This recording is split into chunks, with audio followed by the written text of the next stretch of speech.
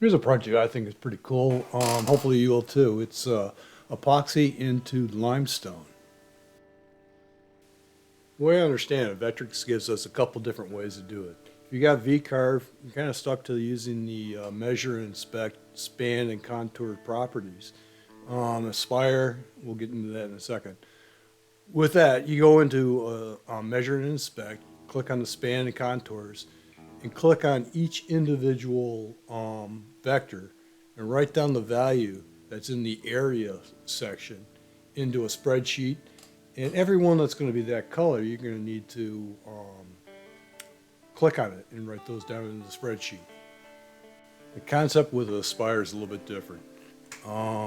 It takes the volume of the 3D model. And so with that idea, I do it with an uncarved block, get a component of that 3D model's volume. And then I run a toolpath of one color and get its component and subtract that from the original uncarved piece. So with those values that we gathered in V-Carve and Aspire, we plug them into a spreadsheet.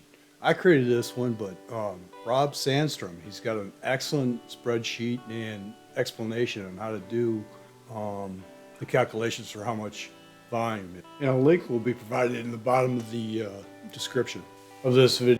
First thing to say about cutting stone, it's not quick. This pocket took 5 hours and 11 minutes to cut out. Your speed rates on my machine, it was 12 inches per minute, and I only went 50 thousandths of an inch deep each time. The 1/8 depth that the initial pour was. That's the drawbacks. And you'll see there's that mister nozzle on there that's pushing probably about 30 to 40 psi of air to try to evacuate all the dust and particulate from the spindle motor. Probably don't need that much, just need to get it out of the way. The thought of using the dust collector, it just didn't want to draw it up into the spindle.